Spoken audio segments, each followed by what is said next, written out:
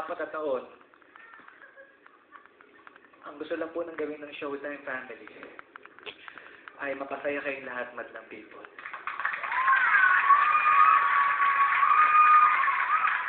Naging madali po sa amin lahat na gawin po yun sa tulong po ng aming director, si Direk Bobet, si Sir Riley, ang aming creative, ang aming staff, ang aming crew, and of course, ang aking mga pamilya, kapatid, kaibigan dito sa show. Ang sarap pong pumasok. Parang bahay po ito eh. Kasi parang pantay-pantay tayo lahat. Wala pong mayaman, wala pong mahirap, wala pong sikat, wala pong hindi.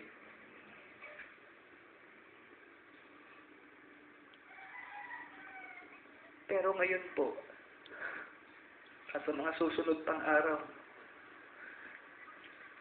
hindi ko po nararamdaman yun.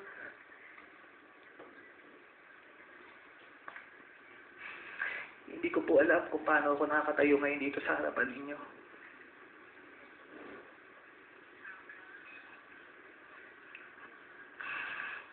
Natatakot po ako eh. Natatakot po ako sa lahat ng pinagdadaanan ko ngayon sa buhay ko. Hindi ko alam kung maging ako pa rin yung dating makulit, yung dating masayahin.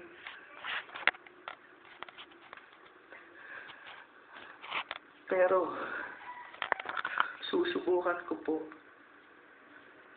Dahil may isang dahilan po ako na hindi ko malilimutan.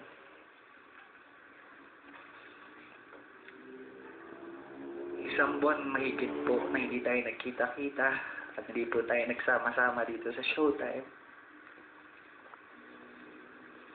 Na-miss ko po kayong lahat, madlang people.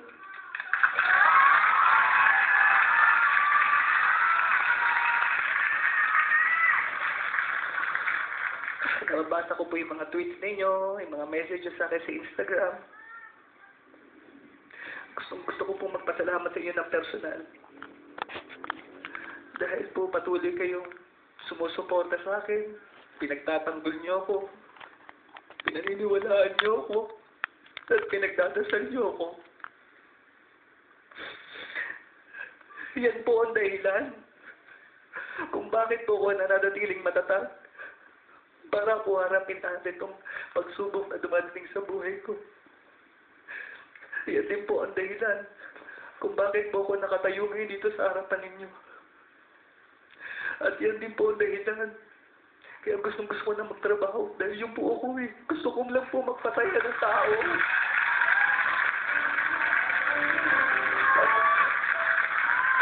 Ang hirap po iparatang sa iyo ang bagay na hindi mo ginawa. Alam niyo po, mahirap po maging komedyante. Dahil ang komedyante po ay magpasaya ng tao. Dahil po ang mga aming personal na problema. Basta ang mahalaga, nakita namin ang inyong mangiti. Yung po ang nagpapasaya sa amin. Yung po nakakalimot sa mga problema namin. Ang inyong mga mangiti, madlang people.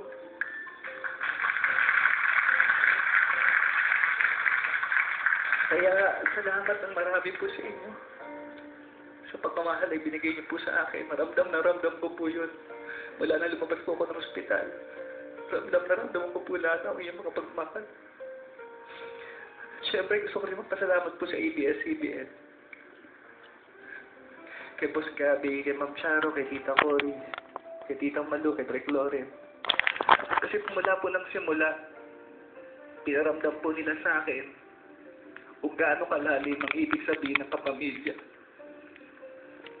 Ito po yung kahit hindi ka nakausapin, yung kilala ka na nila eh, kilala nila yung buong pagkatao mo eh. Yung yayakapin ka na lang at sasabihin sa'yo, hindi ka nag-iisa.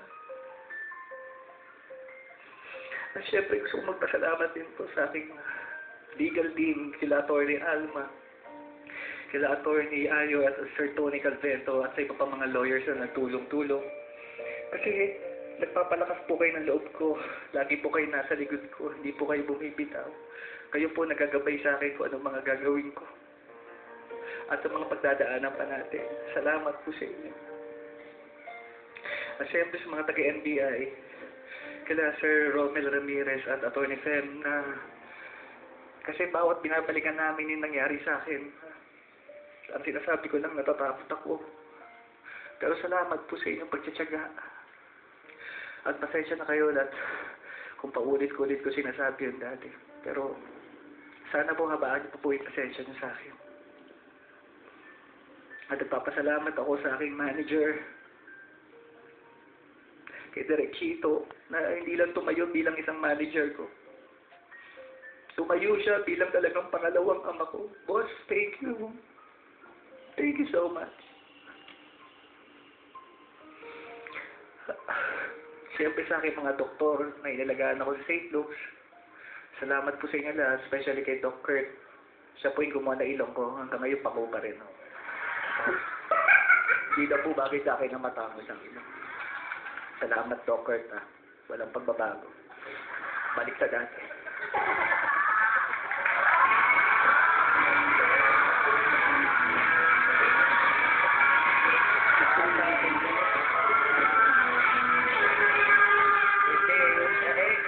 Gusto ko rin magpasalamat po sa aking mga kaibigan na nandito ngayon. Sinopresa ako. Ayan po, at kayong aking mga host. Wait, Bong. Oy. Gusto ko lang sabihin sa'yo. Oh. Mas bagay sa'yo yung ganyan, you know? Yan ang minahan ng madlang people. Oo. Kaya hindi mo mapalitan. At gusto ko rin magpasalamat sa mga kaibigan ko na hindi mga artista na talaga namang sumuport at dumalaw sa akin. Ang ating mga kaibigan din sa mga kapuso at kaibigan ko sa mga kapatid na dinadalaw ako sa ospital. Nagpapasaya sa akin, pinapatawa ko. Pinaramdam niyo sa akin na isa tayong pamilya. Siyempre sa akin, Showtime Family.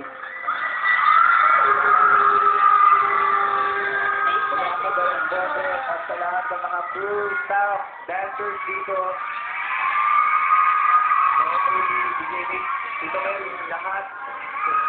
Sir Rayleigh, Mark, Mamita, Ruth, lahat kayo. Thank you so much. Teka lang, dito lang. Gusto ko muna magpasalamat siyempre sa aking pamilya. Salamat sa aking mga pamilya. Salamat sa aking dalawang anak. Salamat kay Tanya. Salamat sa pamilya ni Tanya. At sa lahat ng mga pagsubok ngayon ay talagang hindi nila ako iniiwan. Patuloy silang nasa likod ko lang. Ba't wala kayo rito? May likod ko nasa likod. Ibig sabihin nandiyan kayo at todo pagmamahal niyo sa akin. And of course, salamat sa ating Panginoon. Dahil binigyan niya ako ng pangalawang buhay. At pagkakataon na makabawi ako sa mga taong na-disappoint. Lord, thank you. I love you. And of course, Madlang People, again, hindi ko alam kung paano magpapasalamat sa inyo. Basta I love you.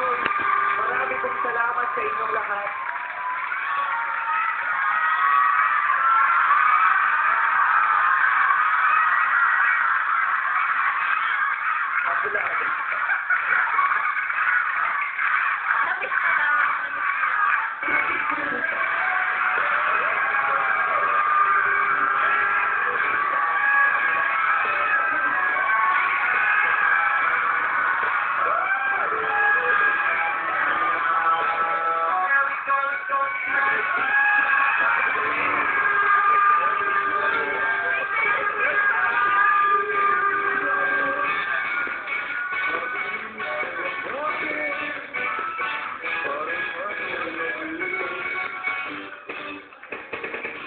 Once again, Madlang People, Kuis Bong naman!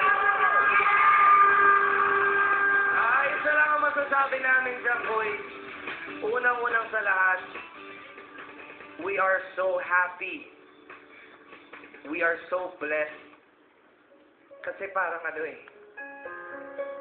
parang butas ang Showtime pag wala ka po. Pilay na pilay kami pag wala ka. Pero ginagawa lang namin ang kailangan namin gawing araw-araw na magpasaya sa ating Madlang People. Pero kami, we cannot ask for more and we are so happy to have our brother back. We love you, Kuis po.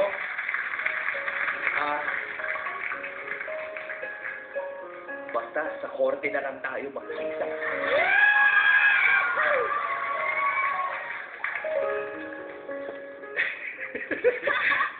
Ang hirap eh, nakakalito eh. Tatawa, iyak, tatayaw, iyak ulit. Ano ba? Hindi mo nawawala yung Bong Navarro. Nandyan pa rin kita-kita namin. Bakit hindi nawawala? Alam mo bakit? Bakit? Nandito ako sa bahay ko. Hindi welcome back. Welcome home. At ito lang talaga masasabi natin. Talagang na-miss natin talaga. Polski, we miss you so much. Kaya totoo yan, guys. Ano mo naman, from day one, ikaw talaga yung partner ko dito sa stage. So nice to have him back on stage with you, my forever partner on Showtime. Ikaw lang talaga yun. Wala rin iba. So good to have you back, safe and sound. Dito lang ako lagi para sa'yo, Mara. I got you. I got you. Alam ko naman yun eh. Ang sarap mapakinggan ng mga messages mo. Ay, ang sarap mabasa ng mga messages mo. At ang sarap pakinggan ang sinasabi mo ngayon. Marami akong gustong sabihin sa'yo. Kaya lang, ayoko muna. Wag muna. Pero salamat sa pagiging partner mo rito mula ng simula. Correct. At alam ko, hindi ka bumitaw. Bilang isang kaibigan ko, talaga nakasupport ka sa akin. Very. Salamat.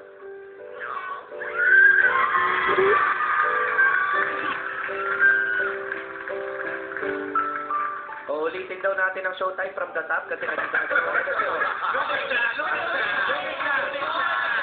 Again,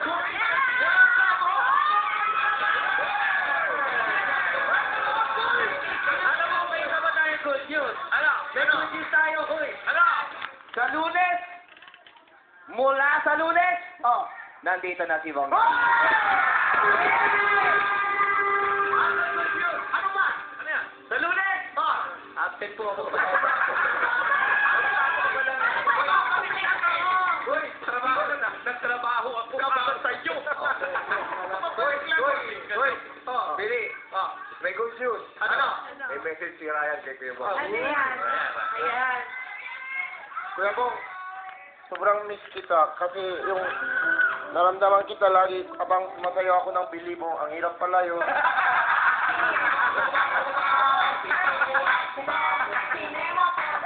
Sobrang na-miss ka. Pati, alam mo Kuya Bong, yung totoo, simula pasok ako showtime hanggang ngayon, 4 ng taon, never tumatawag sa akin tatay ko galing Korea. Never, di ba alam niyo, parang wala siya tumatawag sa akin. Yung tumawag sa akin, tapos hini number mo, tumawag siya sa'yo. Sana maintindihan mo daddy ko. Kasi, yung totoo, sobrang mahal ka kasi close sila sa Korea eh. Tapos, hingi niya number mo, tapos tanong siya, pwede ako miss call kay Bong, siya magtawag sa kanya. Kaya sobrang mahal ka ako. Pero, Kuya Bong, sobrang mahal kita, tsaka sobrang na-miss kita. Hindi ko alam, talaga, I'm pogi ako sa'yo. Pero Ryan, mahal kita. Thank you. May isa pang good news. Ano pang good news? Ito ang good news. Ano? Magtrabaho ka na. Maraming salamat, Madlang people!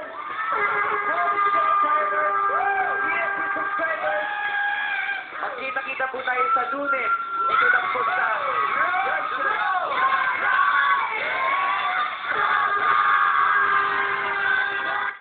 Ang programang ito ay